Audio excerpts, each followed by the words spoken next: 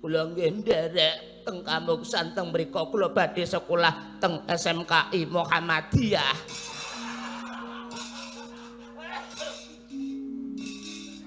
Lawanan ngono kuwi karep apa kabeh do dandan kaya ngono arep melu. Amargi niki sami ngertos. Nun sewu. Bagong pirang-pirang nih sami ngerti Bagong dikenal karo wong akeh wiwit saka wong tuwa nganti tekan bocah cilik-cilik kabeh do ngerti Bagong mergo sampeyan sing ngundangi seorang Bagong sing nenarke seorang Bagong sing ndadekake kula kabeh niki do viral ditresnani karo para kawula niku mergo jasane Sang Sena. Mila menawi dene samangke jeng andika badhe minggah wonten kasuwargan kula tetep melu kula nderek teng SMKI Muhammadiyah nderek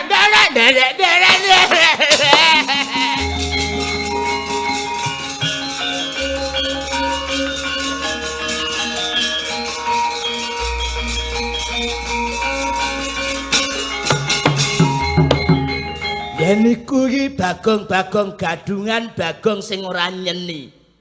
Beda kali kula, ora mung iso joget, ora mung iso mbanyol, ning uga pinter nembang. Kakang Mbak Yu, jo lali welingku, yen kowe lumaku, padha nyekel susu. Ora perlu ke susu, goblok. Ora ngono arep malu-malu kaya ngono ngisin-ngisine. Cakepan apa-apa ora apal senengane ora. Ngisin-ngisin. Samanten ugi kula. Ugi badhe nderek. Bida dateng Nirwana. Lagi nekat men kaya ngono tok. Layak mlentu bae kok ganjel kaos kaki dah kowe. Ning mang pirsane nggih sirah kula enten sinomipun. Sinomipun menika.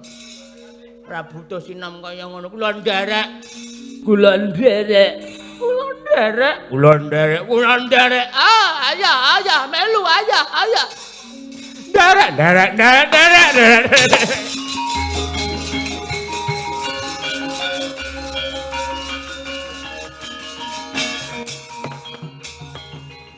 Wanci kakat kencang sekali ngomong taksi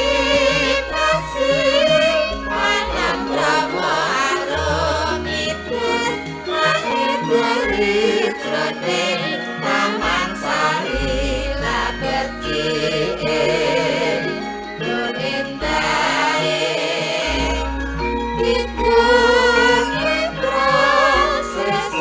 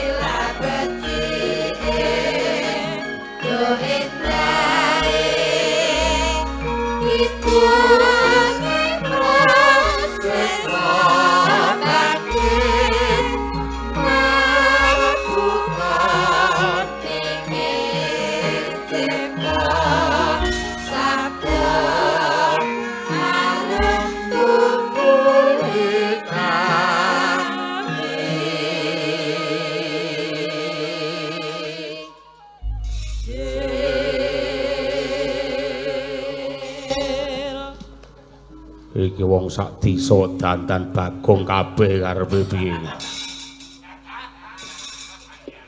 Ndara Bima ane jagat dewa Bathara ngobong klasa 5 Ndara Werkudara njeng andika badhe tindak pundi? Batok. Ndara Sena njeng andika badhe tindak pundi arep tinggal nyindan terus lunga ngono kuwi lho senengane. Kula badhe sekolah Ebes. Ebese nyuwun sangune 2 juta yen ra tak entekne aku mak kepruki gelem aku. Kowe iki do ngopo? Aku bakal mancat kono ing Nirwana utawa Kamuksan. Nderek.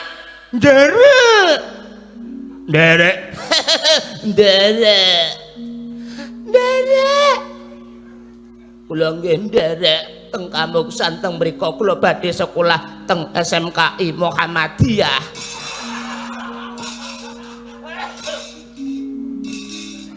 Lawanan ngono kuwi karep apa kabeh do dandan kaya ngono arep melu. Amargi niki sami ngertos. Nuwun sewu. Bagong pirang-pirang nih sami ngerti Bagong dikenal karo wong akeh wiwit saka wong tuwa nganti tekan bocah cilik-cilik kabeh do ngerti Bagong merga sampeyan sing ngundangi seorang Bagong sing nenarke seorang Bagong sing ndadekake kula kabeh niki do viral ditresnani karo para kawula niku merga jasane Sang Sena. Mila menawi den samangke jengan dika badhe minggah wonten kasuwargan kula tetep melu kula nderek teng SMKI Muhammadiyah. Nderek.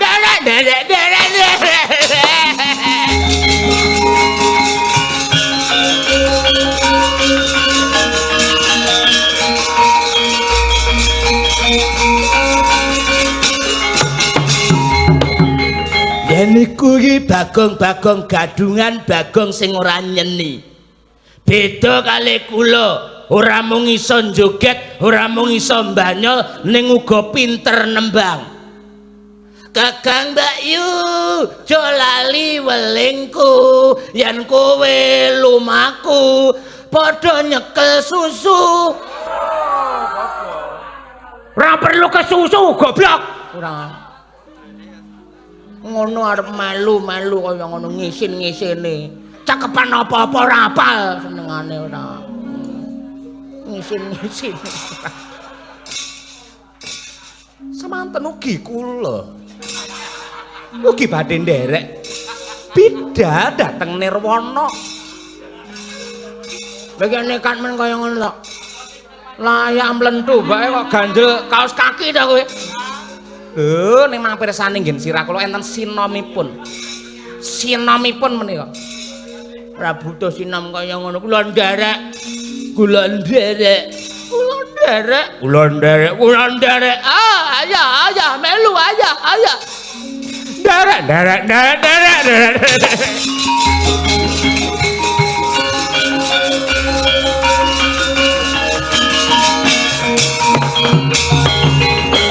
Nadyanto wong sak desa kabeh dandan Bagong. Amarga Ki Bagong klangenane Sang Werkudara parandene ora ana kang bisa condhong ing rasa.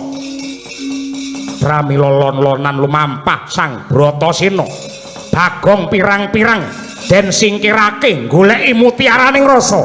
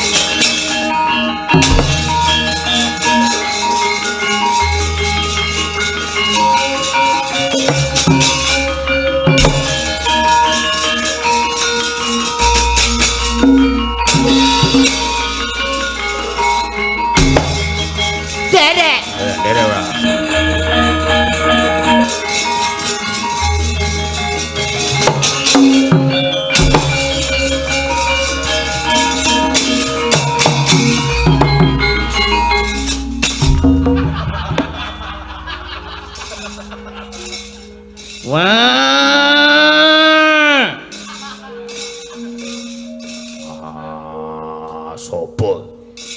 Takon marang aku.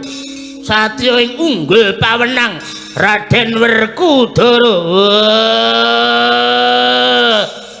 Endi sing jenenge Dursasana bodheng-bodheng wujude dina iki jambak rambuté.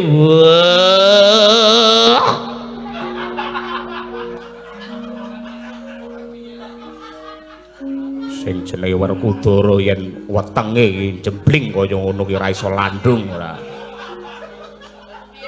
Ya wis karepen ra landung ra apa-apa. Aku bakal jumeneng dadi pendhita ning Arga Kilasa peparap Resi Bima Suci Ovita Dewi.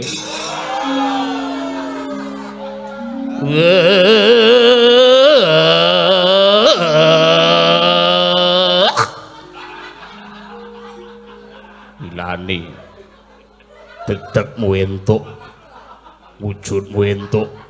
Apa yen wis dandan kaya ngono iso melu aku, Bobi? Yen ra melu takon dosa. Tibane Aji Bandung Bandawasa blabak pengantol-antol karo ungkal bener luput dipasrahke marang pengiran. Ungkal bener. Lah iya lek bener lek luput ya dipasrahke karo pangeran.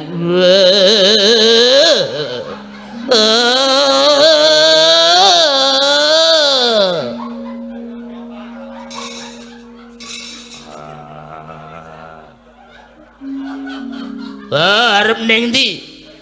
Duduk. Duduk sini. Aku ki satriya Jodipati, duwe bojo wong Pringgondani, biyen sing wujude buta wadon, jenenge Ari Anggara. Iya. Angin amit milir tak gendah dung.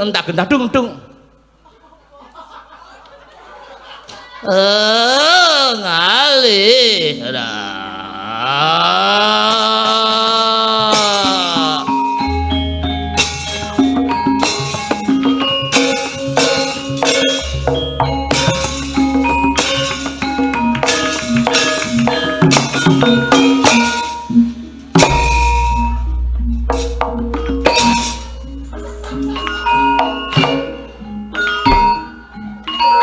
Walikaten. Wah, tangane ngejak ngene terus.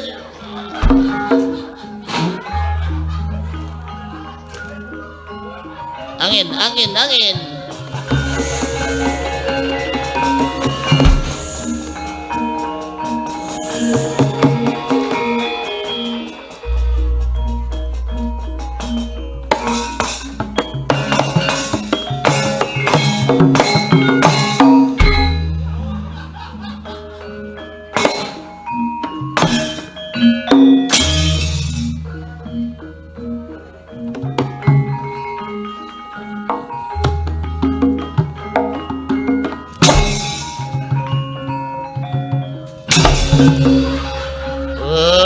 Maneni. Wit.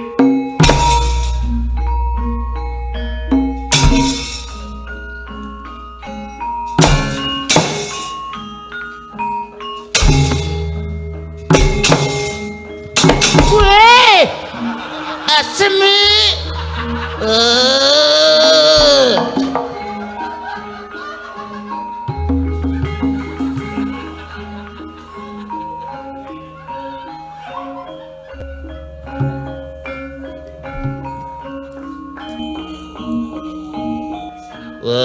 Tunggu aku.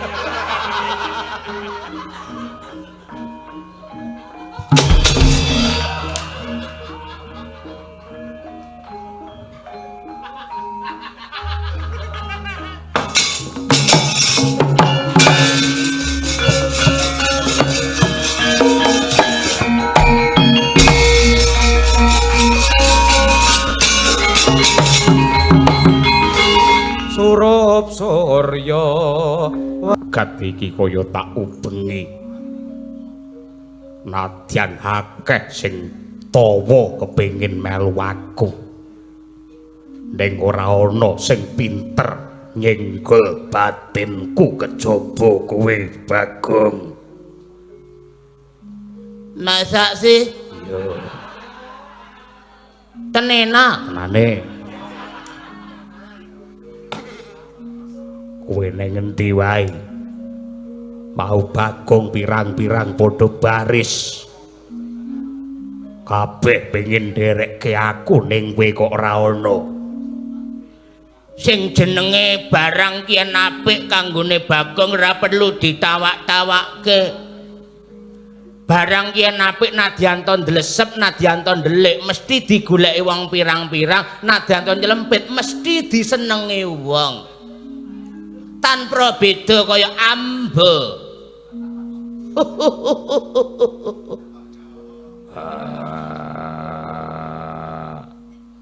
Aku tresno karo kowe. Sama. Kula menika kula kaliyan jenengane padha karo raga loro jiwa siji. Tanpa Sang Sena Bagong boten saged lucu, tanpa Bagong jenengan nggih mesti rengu ing penggalih. Nggih mboten? Nggih mboten? Iya. Aku bakal gayuh kamuksan. Nun? Bakal gayuh kamuksan. Kamuksan niku Mati bareng sak ragane. kok iso jare wong mati ki sing jeneng raga ki manunggal karo bumi dadi siji merga wong ki dumadi saka lemah. Hadate pancen kaya mangkono ya mung jalma pinilih sing iso gayuh kamuksan. Kowe kena ngeterke aku nanging jiwamu isih tumangkar-tangkar ditresnani karo wong akeh. Padha kali sampeyan. Nadyan to sampeyan ninggalke kula lan sedaya para warga ning sejarah niki dados pratandha anggenipun bumi saisinipun ngukir dumateng nuwun sewu tulisan kencana ngrengga dumateng kaendahan lelabetan jengandika. Aku tak pamit. Sangu para Sangonono donga. ngaten? Yo. Sing telaten ngomong karo wong akeh. Sing telaten kowe ngluwentah karo budaya. Pancen piwulang bisa mlebu ana rasane kawula, syarate kudu direngga karo endahe tembung sing bisa gawe guyu lan seneng. Aku tak budal. Kula nderekke. Yo, kowe kena nderekke nanging tetep ana wates-watese. Jaluk pamit. Nderekaken Raden.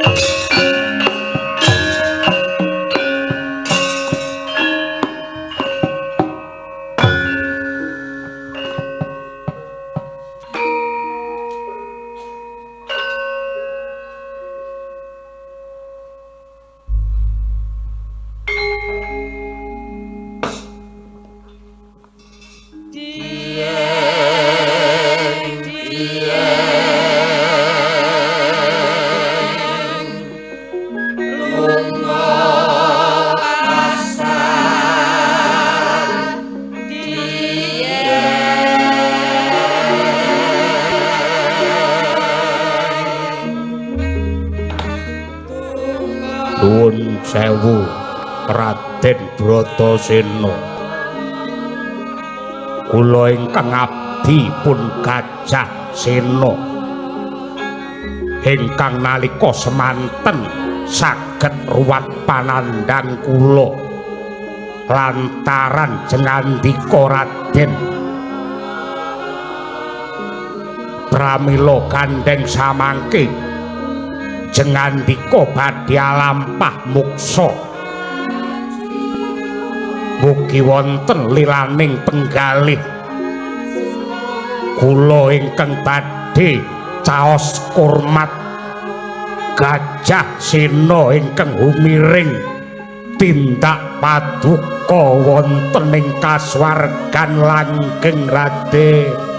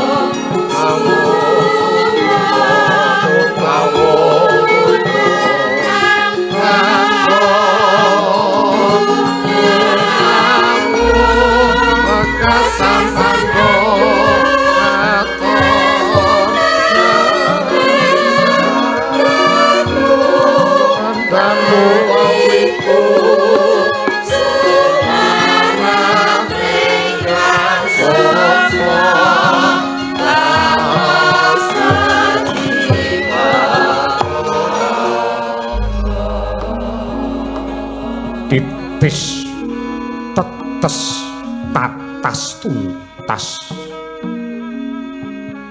Purwamadya wasana ngenya netepi dharma kautaman nadyan udan tangis banjir loh yekti nyurung donga panjurung kanthi tulusing rasa iklasing batin langit biru resik padang jinglang mega sumisih nganan ngiring kaluwung melengkung dadi dalan para widodari ingkang nawuraken kembang lumprang Banjaran Sari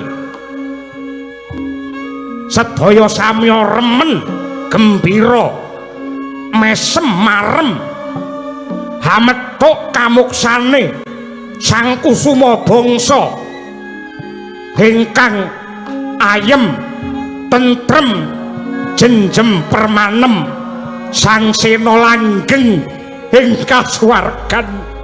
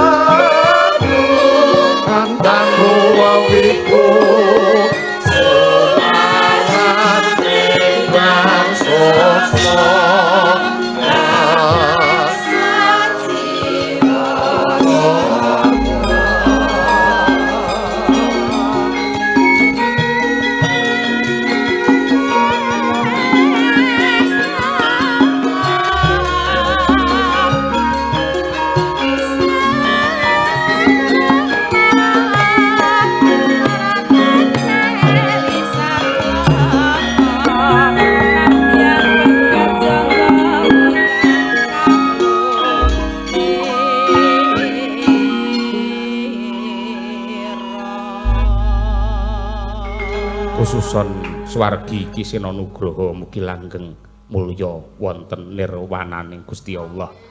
Lamul Fatihah.